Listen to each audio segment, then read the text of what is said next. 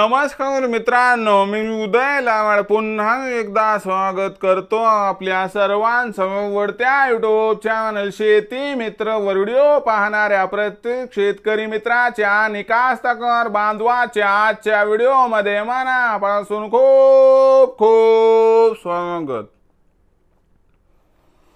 मित्रांनो, thumbnail पाहितलं, title वाचलं हो मित्रांनो, सामान्य कापूस उत्पादक कास्तकार बांधवांसाठी सर्वात महत्त्वाचा व्हिडिओ की आता कापसाच्या दुप्पट उत्पादनासाठी कापसाच्या पिकामध्ये अशी करा कीटकनाशकाची दुसरी फवारणी। हा सध्याच्या कंडिशनचा सर्वात महत्त्वाचा व्हिडिओ आहे। ही सध्याच्या कंडिशनची सर्वात महत्त्वाची अपडेट आहे की आता कापूस पिकाच्या दुप्पट वाढीसाठी आणि कापूस पिकाच्या दुप्पट उत्पादनासाठी कापसाच्या पिकामध्ये अशी करा कीटकनाशकाची दुसरी फवारणी। मग कापसाच्या पिकामध्ये कीटकनाशकाची दुसरी फवारणी कापसाचं पीक किती दिवसाचं झाल्यानंतर करायला पाहिजे? कापसाच्या पिकामध्ये कीटकनाशकाची दुसरी फवारणी करत असताना कोणत्या बुरशीनाशकाचा वापर करायला पाहिजे? कापसाच्या पिकामध्ये कीटकनाशकाची दुसरी फवारणी करत असताना कापसाच्या पिकामध्ये कोणत्या टॉनिकचा आणि कोणत्या विद्राव्य खताचा वापर करायला पाहिजे की ज्यामुळे आपल्याला कापसाचं विक्रमी उत्पादन मिळण्याचा मार्ग होईल मोकळा? या प्रश्नांची अचूक उत्तरे जाणून घेण्यासाठी आता आपण सर्वांनी हा व्हिडिओ या ठिकाणी सुरुवातीपासून शेवटपर्यंत नक्की पाहावा। हा व्हिडिओ सुरुवातीपासून शेवटपर्यंत पाहत असताना जर आपल्याला मनापासून आवडला तर जरूर या व्हिडिओला या ठिकाणी एक लाईक करा। जास्तीत जास्त कास्तकार बांधवांपर्यंत हा व्हिडिओ पाठविण्यासाठी या व्हिडिओला या ठिकाणी नक्की शेअर करा। शेअर करण्यासाठी आपण personal WhatsApp number, WhatsApp group, Telegram group, Facebook, Instagram, Snapchat या सोशल मीडियाच्या साधनांचा वापर करून जरूर या व्हिडिओची लिंक या ठिकाणी शेअर करा। राहिला असेल आपलं सबस्क्राइब करायचं तर प्रत्येक मायबाप शेतकरी मित्राला आणि कास्तकार बांधवाला हात जोडून मनापासून कळकळीची विनंती करतो। मायबाप शेतकरी मित्रांनो आणि कास्तकार बांधवांनो, आपल्या सर्वांना तर मी आपलं मानले, आयुष्याच्या शेवटच्या श्वासापर्यंत आपल्या सर्वांना मी आपलंच मानणार। आपण देखील मला आपला आणि घरातील सदस्य मानत असाल तर जरूर या चॅनलला सबस्क्राइब करून घ्या। यासाठी या व्हिडिओच्या डाव्या साईडला खालच्या बाजूस येऊन दिसणाऱ्या लाल रंगाच्या सबस्क्राइबच्या किंवा मराठीतील सदस्यत्वाच्या ऑप्शनला टच करा। त्यानंतर रंग बदलून बाजूला घंटीला टच करून ऑल नोटिफिकेशनला ऑन करा। यामुळे येणारा प्रत्येक व्हिडिओ हा आपणास या ठिकाणी मिळत राहतो। तर बघा मित्रांनो, सामान्य कापूस उत्पादक कास्तकार बांधवांसाठी सर्वात महत्त्वाचा व्हिडिओ की आता कापूस पिकाच्या दुप्पट वाढीसाठी आणि उत्पादनासाठी कापसाच्या पिकामध्ये अशी करावी कीटकनाशकाची दुसरी फवारणी। मग कापसाच्या पिकामध्ये कीटकनाशकाची दुसरी फवारणी कापसाचं पीक किती दिवसाचं झाल्यानंतर करावी? याच्यामध्ये कोणत्या कीटकनाशकाचा वापर करावा? यासोबत कीटकनाशक जे वापरणार त्यासोबत कोणतं बुरशीनाशक वापरावं? कोणत्या विद्राव्य खताचा वापर करावा आणि कोणतं टॉनिक वापरावं? या प्रत्येक प्रश्नाचा आता घेऊया सविस्तर उत्तर। तर बघा मित्रांनो, कापसाच्या पिकामध्ये कापसाचं पीक किती दिवसाचं झाल्यानंतर कीटकनाशकाची दुसरी फवारणी घ्यावी? साधारणतः ज्या वेळेस आपलं कापसाचं पीक हे 40 ते 50 दिवसाच्या दरम्यान असते, या परिस्थितीमध्ये आपण रसशोषक किडींना रोखण्यासाठी कापसाच्या पिकावरती 100% दुसरी फवारणी करायला पाहिजे।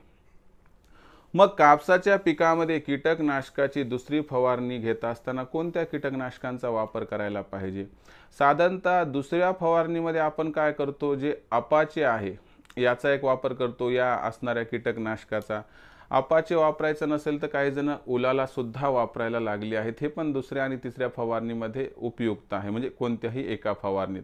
म्हणजे अशा पद्धतीच्या कीटकनाशकाचा वापर करायचा की ज्यामुळे आपल्या पिकाला जी काही कीड लागलेली आहे आणि जी काही कीड लागू शकते यांचं 100% सोल्युशन निघून जाईल। म्हणजे तुम्ही अपाचे वापरा अथवा तुम्ही या ठिकाणी उलाला वापरा। आता याचं प्रमाण तर तुम्हाला पाठच झालंय, जसं की उलाला आहे। आता उलाला कसं आहे की प्रति लिटर आपण जवळपास जे आहे ते 6 ग्रामच्या आसपास वापरत असतो। मग अशा पद्धतीने आपण काय करायचं की त्या ठिकाणी जशी शिफारस केली त्या पद्धतीने वापर करा। अपाचेचा वापर जो असतो तो आपण बघितले 1 लिटरसाठी जर आपण लिक्विडमध्ये 2 ml ते 3 ml च्या दरम्यान आपण वापरू शकतो। या पद्धतीने मित्रांनो जसं रेकमेंड केले ना त्या पद्धतीने औषधांचा वापर करा, कीटकनाशकांचा वापर करा, ज्यामुळे रिझल्ट मिळेल। कंपनीने सुचवले त्याच्यापेक्षा थोडंही कमी वापरू नका, थोडंही जास्त वापरू नका। आणि एक गोष्ट करा की 2 कीटकनाशक एकत्र वापरण्याचं त्या ठिकाणी काय आवश्यकता नाही, यामुळे फायदा कमी आणि दुष्परिणाम जास्त होण्याची शक्यता दिसत आहे। तर हे झालं मित्रांनो कीटकनाशकाबद्दल। आता बुरशीनाशक कोणतं वापरावं तर बघा, आता कीटकनाशकासोबत दुसऱ्या फवारणीत बुरशीनाशकाचा वापर करावा। कारण कसं असते आपलं पीक मोठं होते, अशा परिस्थितीमध्ये पिकांच्या मुळ्यांची वाढ मोठ्या प्रमाणात झालेली असते, त्यामुळे त्याला बुरशी लागण्याची असणारी चिंता सुद्धा वाढते। मग अशा परिस्थितीमध्ये दुसरी फवारणी आपली जुलैच्या शेवटी येते किंवा त्या ठिकाणी आपण जर बघितलं तर म्हणजे साधारणतः 15 जुलै ते 31 जुलैच्या दरम्यान आपली दुसरी फवारणी कापूस पिकावर येत असते। मग अशा परिस्थितीमध्ये 15 जुलै नंतर आपल्याकडे पाऊस जो असतो तो सरासरी अधिक असतो, यामुळे पाणी जमिनीत साचून राहण्याची शक्यता जास्त असते। म्हणून दुसऱ्या फवारणीत आपण आवर्जून बुरशीनाशकाचा वापर करायला पाहिजे। मी पहिल्या फवारणीचा जेव्हा व्हिडिओ टाकला तेव्हा तुम्हाला सांगितलं की पहिल्या फवारणीत बुरशीनाशक वापरा नका वापरू हरकत नाही, पण दुसऱ्या फवारणीत मात्र इथं आपल्याला बुरशीनाशकाचा वापर करायचाच आहे। कोणतं बुरशीनाशक वापरायचं आता कंपनी चांगले बुरशीनाशक जसं की आदामा कंपनीचं कस्टोडी आहे, त्यानंतर आपण जर बघितलं तर अवतार पण आहे, त्यानंतर आपलं जर बघितलं जर स्वस्तात मस्त तर साफ पण आहे आपल्याकडे त्या ठिकाणी, आणि त्यासोबत रोको पण आहे। म्हणजे तुमच्या मनावर तुम्ही कोणतंही एक चांगलं ब्रँडेड कंपनीचं बुरशीनाशक घ्या, त्याचं प्रमाण जसं सुचवले तसा वापर करा। जसं की आता 10 लिटरच्या पंपाला साफ जे आहे साफ किंवा रोको हे 25 जवळपास ग्रॅमपर्यंत घ्यायचं असते। मग या पद्धतीने आपण एका कीटकनाशकासोबत एक बुरशीनाशक आरामशीर मिक्स करू शकतो, काही प्रॉब्लेम नाही, तुम्ही याचा वापर करू शकता। त्यानंतर तिसरा महत्त्वाचा मुद्दा आहे की बाबा कोणतं विद्राव्य खत वापरावं। ज्यावेळेस आपलं कापसाचं पीक हे 40 ते 50 दिवसाच्या दरम्यान असते त्यावेळेस पाते लागण्याची अवस्था सुरू होणार असते किंवा सुरू झालेली असते काही प्रमाणात। ज्यावेळेस पाते लागण्याची अवस्था सुरू होत असते किंवा सुरू झालेली असते त्यावेळेस आपल्या कापसाच्या पिकाला फॉस्फरसची आवश्यकता असते। मग कापसाच्या पिकाला ही जी फॉस्फरसची आवश्यकता आहे ती परिपूर्ण करण्यासाठी आपण 1261 या विद्राव्य खताचा वापर करायचा आहे। 1261 या विद्राव्य खतामध्ये 12% नायट्रोजन, 61% फॉस्फरस, 0% पोटॅश असते। यामुळे आपल्या कापसाच्या पिकाला जास्तीत जास्त पाते लागतात व लागलेली पाते गळत नाहीत व या पात्यांचं रूपांतर जास्तीत जास्त फुलामध्ये होते आणि फुलगळ सुद्धा होत नाही। यामुळे आपण दुसऱ्या फवारणीमध्ये न विसरता आवर्जून या ठिकाणी 1261 या विद्राव्य खताचा वापर करायला पाहिजे। कापसाची वाढ चांगली झालेली असल्या कारणास्तव 1261 हे प्रति 10 लिटरच्या पंपाला आपण 100 ग्रॅम इथं वापरायला पाहिजे। जर 1261 अधिक झालं अथवा कमी झालं तर याचा दुष्परिणाम काही मोठ्या प्रमाणावर होत नाही, म्हणून प्रमाण थोडं बहुत प्लस मायनस झालं तर काही विशेष प्रॉब्लेम नाही। त्यानंतर चौथा आणि महत्त्वाचा मुद्दा की बाबा कोणतं टॉनिक वापरावं तर बघा, आता 40 ते 50व्या दिवशी कापसाच्या पिकाला काय असते, अमोनिया ॲसिडची आवश्यकता असते। कशामुळे असते तर त्या पिकाला आता फुटवे फुटायला पाहिजे, जास्त पाते त्या ठिकाणी धारणा व्हायला पाहिजे, आणि ह्या सर्व गोष्टी कंप्लीट करण्यासाठी आपल्याला योग्य टॉनिकचा वापर करावा लागतो। तसं बघितलं तर टाटा कंपनीचं टाटा बहार हे टॉनिक जबरदस्त आहे, तर या टॉनिकचा वापर करा।